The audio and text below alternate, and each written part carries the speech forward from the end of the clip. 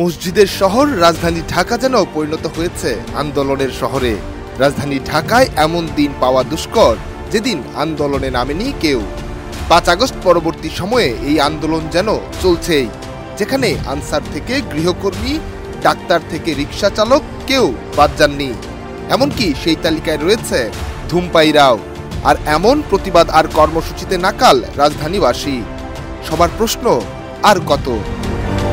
গোলসেন্স গ্রুপের হোটেলে বিনিয়োগ করে সুদমুক্ত হালাল আয়ের সাথে বিলাসী জীবনের বিরাট সুযোগ। বিনিয়োগ একবার, রিটার্ন বারবার।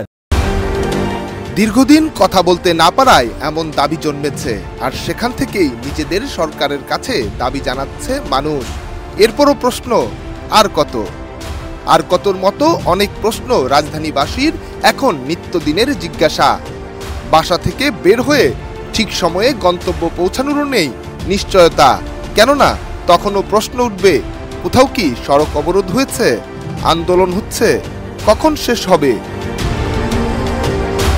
চারদিকের আন্দোলনের সংখ্যা ১০০-র গড় ছাড়িয়ে ডাবল সেঞ্চুরির অপেক্ষায়। এর বিপরীতেও মানুষ ভাবছে, আর কত? মনের অজান্তে আর কত বলা মানুষগুলোও নিজেদের দাবি আদায় করতে নেমে যাচ্ছে আন্দোলনে, যার উদাহরণ হতে পারেন শিক্ষক ও চিকিৎসকরা।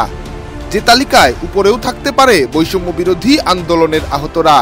তাদের সমর্থনের সরকারের সময়ও নামতে হচ্ছে আন্দোলনে। মসজিদের শহর রাজধানী ঢাকায় সময় করে মাইকে আজানের ধ্বনি শুনে নামাজ আদায় করতে যায় মুসল্লিরা। আর স্লোগান আর জ্যাম দেখে রাজধানীতে বোঝা যায় এই পথে যাওয়া যাবে কি যাবে না। আর তখন আক্ষেপ নিয়ে বলে, আর কত? নিহার সরকার, অঙ্কুর, দেশ রূপান্তর।